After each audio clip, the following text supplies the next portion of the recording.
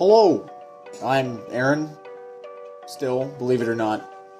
I've been learning Blender since October of 2024. Did another speed sculpt, well, general time-lapse. I know, big surprise.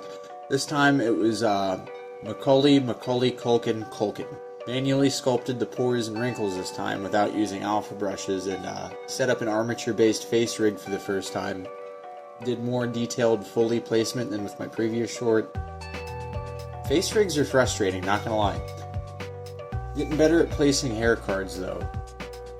Anyway, I was doom scrolling YouTube, as one does, and I watched a thing on Culkin's whole 90s explosion, a cult mania, if you will, and his desire to fall off and do life the normal way. And that got me thinking about our collective obsession with celebrities and how bizarre that really is. Real Black Mirror thoughts, you know. Went about my day thinking, what do I do in Blender to keep me putting in the hours? Got a couple ideas out of the act of thinking, but nothing was really grabbing me.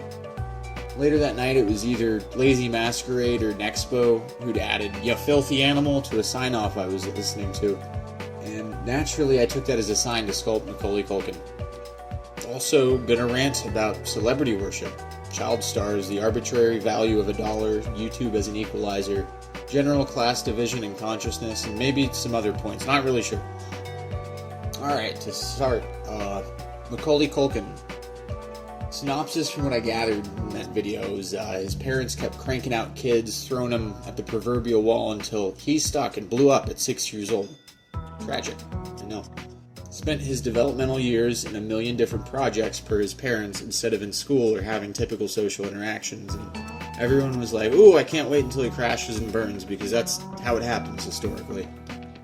On the Michael Jackson thing, I don't think anything happened, at least with Culkin. I feel like Jackson saw his own life reflected in Culkin. You know, cranking out kids, violent father, throw him at the wall until one of them really stuck, spent developmental years in a million different projects instead of regular school or having typical social interactions. You know, the parallels are clear. He wanted to provide at least some semblance of childhood. You get yoinked away in the machine. But nobody can say for sure. Even if nothing like quiet on set happens, you're still watched by the masses the entire time.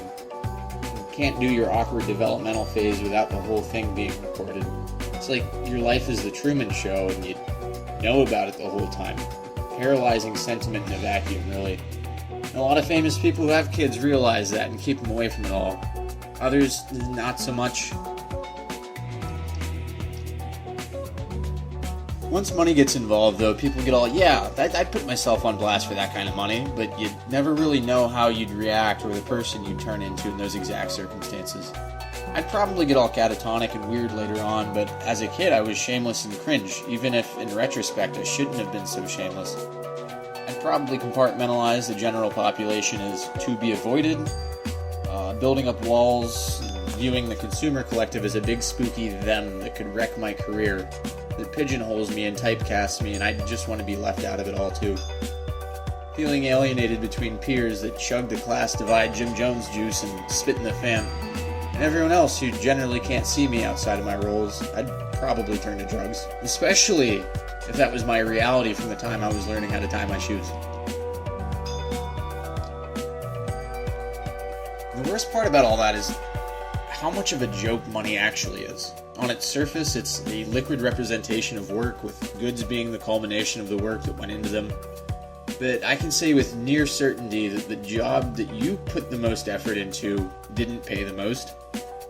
And if it were that one-to-one, there'd be like no incentive to hire anyone or improve things, like, you know, gutting national parks for oil, or pumping out babies in hopes that one of them gets famous, or shipping jobs overseas where the dollar buys more, or cutting funding to education because the return on investment there isn't tangible and at the very least takes 13 years to get a turnaround, or you'd lie about lead's toxicity in gas exhaust, or run skeleton crews into the ground at near minimum wage.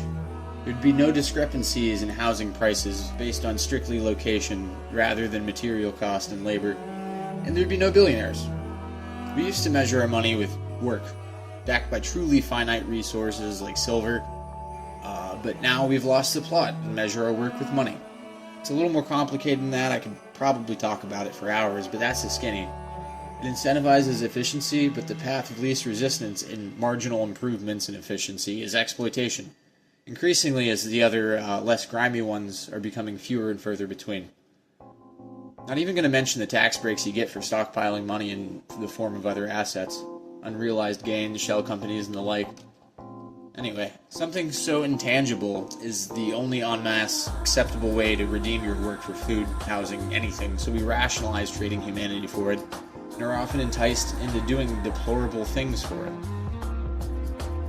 Back onto celebrities, though. I noticed something recently walking through Walmart. I feel like I see more Twitch streamer and YouTuber merch every day. That line between internet famous and regular famous is getting blurrier. Probably started with Fred and the Annoying Orange getting absorbed by Nickelodeon, but it's making being a YouTuber one of the things that kids dream about. And the best or the scariest thing about that is it's almost immediately attainable. That transaction countless child stars got thrown into is now more accessible than ever, and I can't tell whether it's more of a good thing or a bad thing. It usually doesn't happen that way. Production values required anymore for YouTube popularity are often well outside the scope of what a kid can do on their own, but the venue was wide open. I don't remember the kid, but he was like 6 years old. He does toy reviews on YouTube, but I saw his face on the packaging of some toy in passing at Walmart, so-and-so approved. Like, he probably won't need to work a day job in his entire life. Not that content creation isn't work, it's just different. Kind of the dream, really, but for the sake of argument, any extreme workload payout discrepancy, without exception, leads to people whose resting state is out of touch. Even in the opposite sense.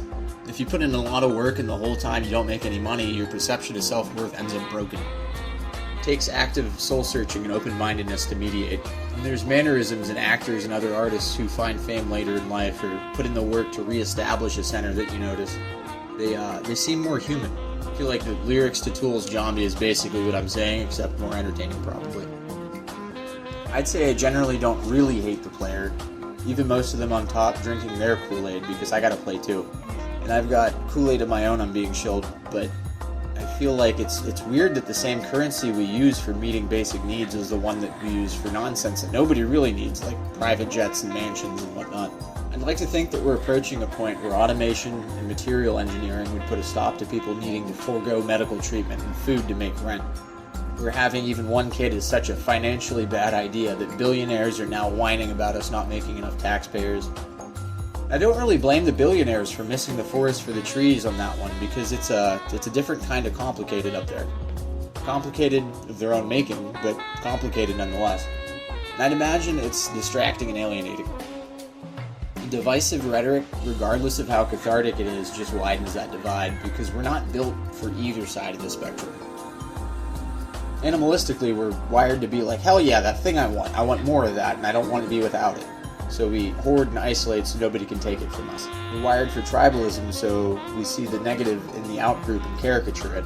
We're wired to want to maintain our creature comforts, regardless of how outlandish they are in the grand scheme of things. But the X factor that puts humans where we are today is that we're generally capable of cognizance and communication. I'd wager anybody's problem with anybody stems from not exercising that, or exploiting the tribalism for personal gain. Starstruck stammering, buying based on brand, religious zealotry, lobbying, nepotism, buying votes, hoarding wealth, all that nonsense is reflexive proto-human behavior spilling out. That being said, seeing where the behavior comes from, not blaming a person for succumbing to their basal nature, doesn't make it any less basal. It's immature, factually. And we're capable of better than that. None of this is directed at Macaulay Culkin, though. He got did dirty, bounced back. From what I can tell, is doing pretty great. His Home Alone 2 co-star making moves to prevent him and all married women who took on their husband's name from voting is a proto-human power play, though. I didn't see Macaulay Culkin in anything other than Home Alone 1, 2, Jacob's Ladder, and like maybe 4 seconds of the Eric Andre show. I know that there was a lot of them, and he's been up to stuff ever since, but the way he carries himself, I feel like he's a real one. This project ended up looking like it was made in source filmmaker, and I'm going to pretend it's an artistic decision pointing at Skibbity Toilet's YouTube reception and merchandise and not my current inexperience in face rigs.